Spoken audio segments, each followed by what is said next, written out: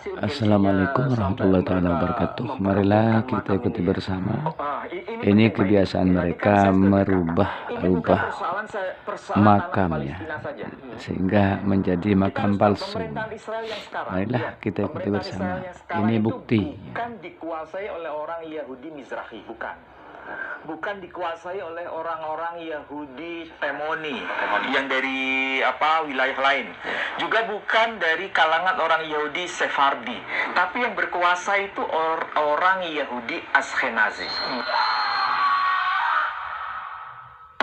Nah, sampai pada akhirnya perampasan itu semakin memuncak karena terjadi perang besar pada tahun 67.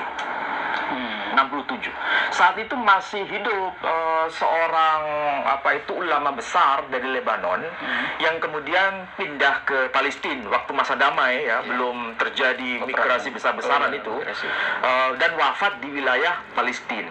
Tapi kemudian terjadilah pengubahan ketika beliau wafat, kuburannya diganti. Yang awalnya itu namanya Syekh Abbad, otomatis Muslim kan, tapi kemudian diganti menjadi makam Rabi Ashi oleh mereka yang berkuasa di situ. Ya, ditampilkan gambarnya. Nah, ini sebetulnya pintu gerbang untuk masuk ke makam Syekh Abbad sebetulnya. Tapi sudah diubah. Makam Syekh Abbad dihapus di situ namanya, diganti menjadi Raf Ashi. Ini namanya Raf Ashi. Artinya Rabi Ashi. Kalau disebut Rabi Ashi, ya, itu bukan nama sembarangan itu, Rabi Ashi.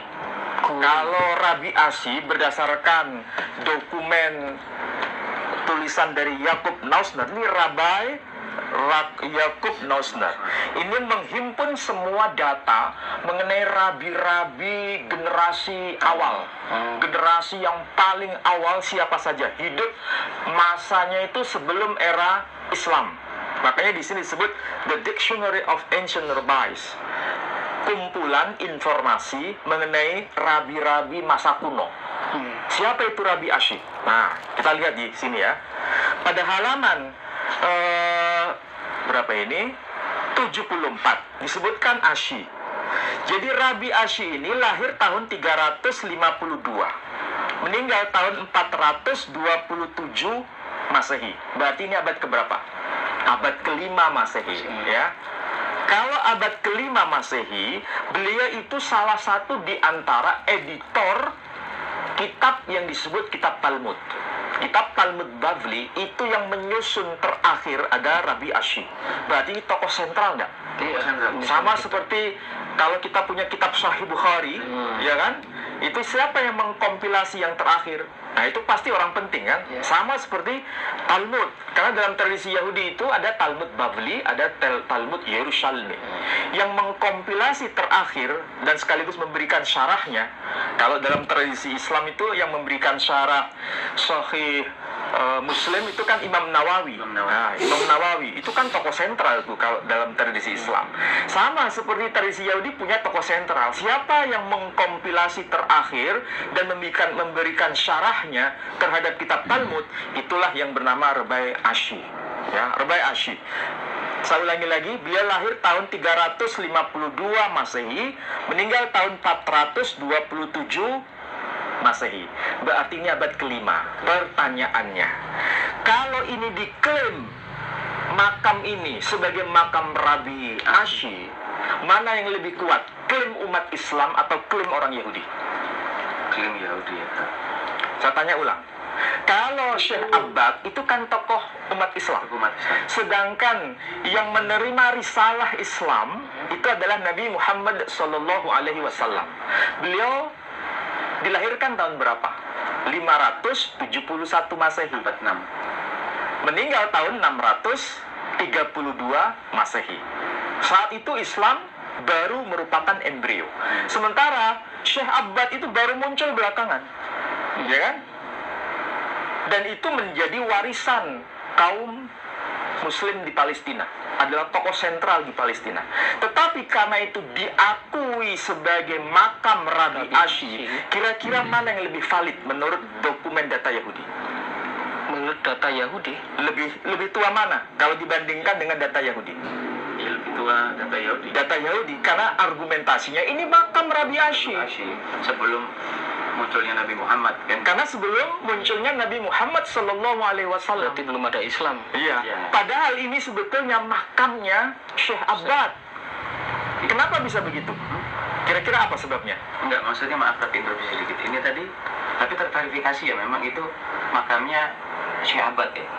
Jadi sudah ada. Memang terverifikasi bahwa itu adalah makamnya Syekh Abbad karena beliau wafat di kawasan tanah Palestina, dan waktu itu sudah masyhur bahwa itu adalah makam beliau sebelum tahun 67.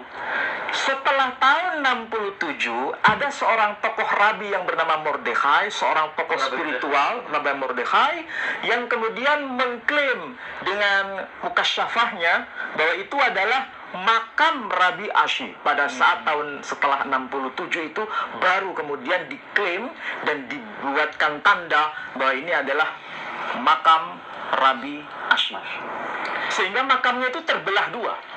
Makamnya itu Perbatasan soalnya dengan Lebanon ya. ya, jadi sebagian masuk wilayah Lebanon, sebagian masuk wilayah Israel dari wilayah Palestina yang direbut. wilayah Israel karena diambil dari Wilayah Palestina. wilayah Palestina. Gambar ini Nah, demikianlah ya kebiasaan orang Yahudi, yaitu merubah nama ya, merubah makam ya, sehingga diakui sebagai untuk memperkuat orang Yahudi seperti itu.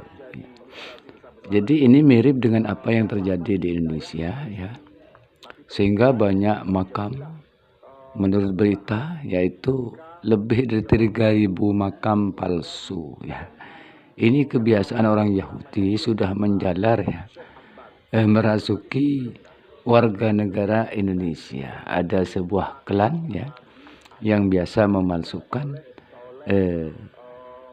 makam seperti itu ya, dan beritanya sudah beredar dan sudah menjadi rahasia umum. Banyak bukti ya. Inilah kebiasaan orang Yahudi ya. Jadi negara harus bisa meluruskan ini, karena ini merupakan ya pengerusakan terhadap sejarah. Sekian, semoga bermanfaat. Assalamualaikum warahmatullahi wabarakatuh.